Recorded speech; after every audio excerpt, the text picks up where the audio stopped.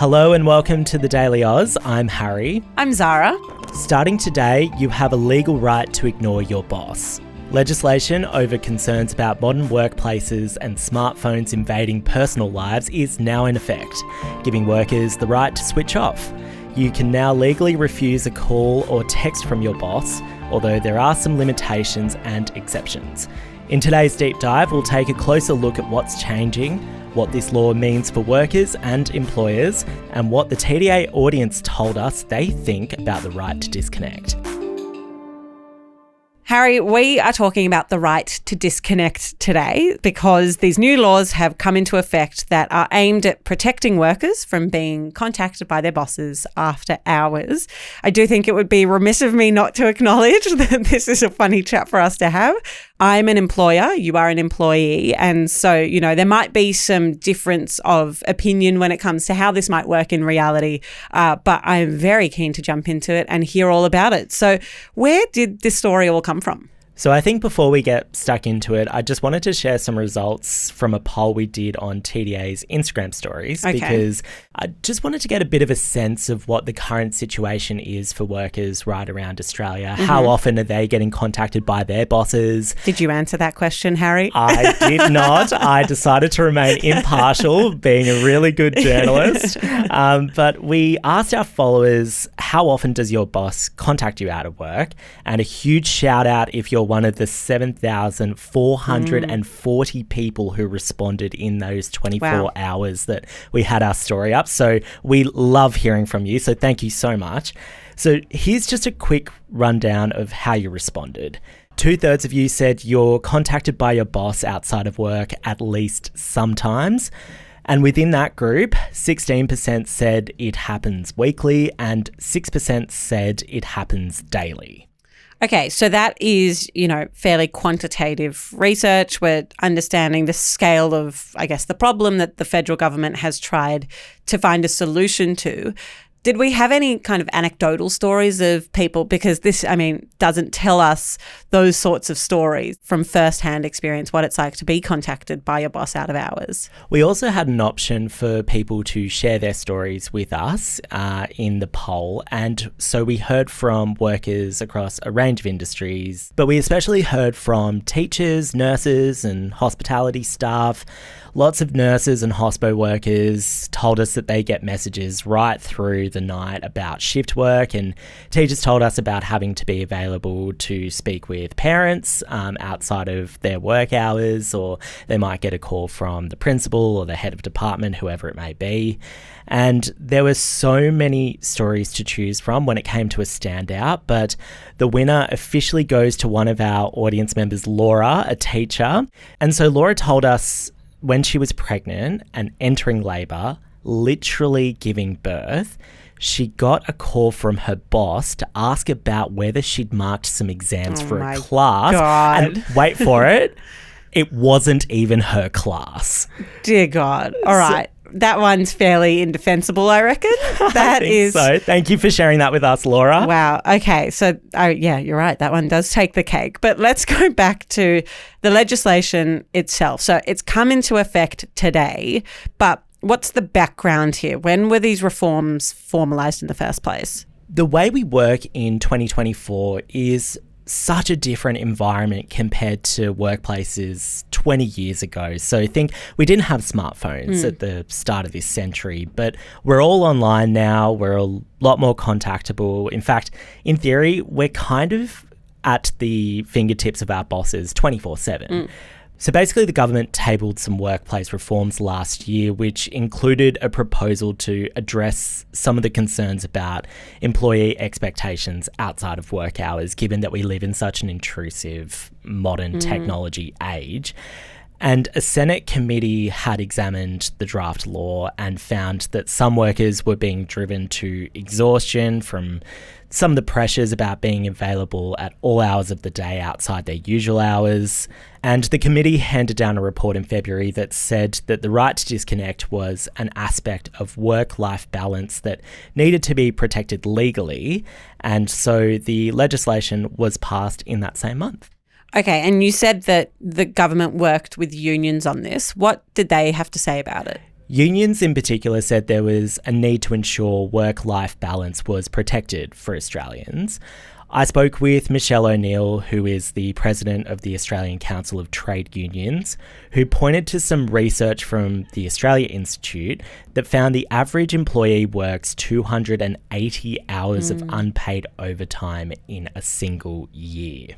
You should be paid for your work. And it became clear that more and more workers were being put under pressure to work outside of hours and not get paid for it. And that often this was really unreasonable. It wasn't emergencies. It was, in many cases, just their employer being badly organised. The government drafted a law to give workers the legal power to, quote, refuse to monitor, to read or respond to work-related stuff once they've clocked off.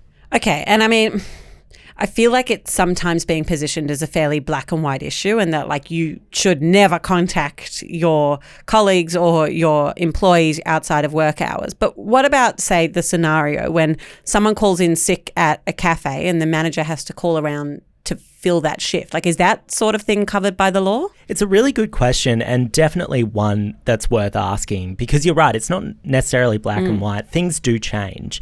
And so the law states there needs to be this common sense test of whether contact is reasonable. Okay. But what does that mean? Will a cafe owner get sued for just asking some of their staff to backfill a shift? Or will I get sued because I forgot my login over the weekend and I need to ask one of my co-workers for it, and I might be interrupting their time at the beach? Or will you, Zara, get in trouble for sending me an email on a Sunday night? It's all very valid to ask. So I asked the Workplace Relations Minister, Murray Watt, what that could mean in these types of scenarios. I think most people would say that it's reasonable for an employer to call someone to see if they're available for a shift when someone has just called in sick or something like that. But it's not reasonable for someone to be, contacting someone when they're about to give birth and they know that. And equally, it's not reasonable, I think, for an employer to be bombarding people with text messages and emails well after their hours when they're not being paid. That's what this comes down to, is that, people work when they're paid to work. I think everyone's prepared to accept the odd phone call outside of working hours. But if it becomes a pattern and if it becomes really intrusive, we say that people shouldn't be expected to put up with that when they're not being paid. And so I guess the other part of this is the enforcement, that so often this communication is happening between an employer and an employee, and it can be very difficult to have the transparency or for the employee to understand what avenues are available to them if this does become an issue. So does the law actually set out what to do if someone wants to make a complaint about being contacted outside of work hours? Yes, it does. So if someone feels like they're being unnecessarily asked to do extra work and field calls from their bosses, they can bring a complaint to the Fair Work Commission. Okay. So that's basically the one-stop shop for workplace disputes around the country. The law can also work in the opposite direction. If a boss thinks their employee is refusing to answer reasonable calls or take requests, they can also take that matter to Fair Work. We've spoken a lot about the government and unions and their view on this matter. What about the other side of the coin? How have business industry groups, for example, responded to this new legislation that is in effect from today? Some business groups, the Australian Industry Group, for example, have warned there could be some unintended consequences as a result of this law. Basically, they're worried about bosses being overburdened with more work or who are going to be too scared to call their employees because of this new legislated right. Innes Willocks, the CEO of the Australia Industry Group, told TDA in a statement, there's no clear guidance around how the law will potentially be interpreted by regulators and courts. And the coalition aren't exactly cheerleaders for the right to disconnect either. In fact, Peter Dutton, the leader of the opposition, promised to get rid of it altogether if he wins the next federal election. Right to disconnect legislation, is that something you'll go to the election promising to overturn? Yes, we will. I mean, that would be a bit of a confusing situation to be in for both the boss and the employee. If the election changes and then that legislation is repealed, it would be fairly difficult to navigate. I think so. And also what's worth noting is that small businesses won't be affected until this time next year. So anyone buried the lead there, Harry. So anyone who employs 15 or fewer people won't be impacted until August 2025. Okay. But if the coalition does win government at the next federal election, which is due by May next year, then we could see a complete reshuffle. We could see them not have to even consider this new law altogether. It depends how the cards fall at the election, and it depends how people vote at the ballot box. Yeah, I mean, it's just a fascinating story. I'm really keen to understand the enforcement mechanism and how it will actually work in practice, because I think many people agree with the notion of it, that there needs to be this work-life balance, but understanding and seeing over time how it plays out, and certainly how many of these cases actually do end up with the Fair Work Commission, I think will be interesting to see. And these employer groups will definitely be keeping a close eye on that as well, to see what happens on a case-by-case basis when these different matters go into Fair Work and what Fair Work does have to say at the end of the day. It'll kind of be up to them. Yeah. Harry, look, I promise that I, for one, will not be contacting you post 5 p.m. today, so you enjoy your evening. Well, from 6 p.m, I do have a date with the Pilates studio, so good luck trying to reach me while Bronte is teaching me all things stretching my own legs. I need a lot of work on it. So. Oh, look at that. Fair enough. What a good reason not to respond to me.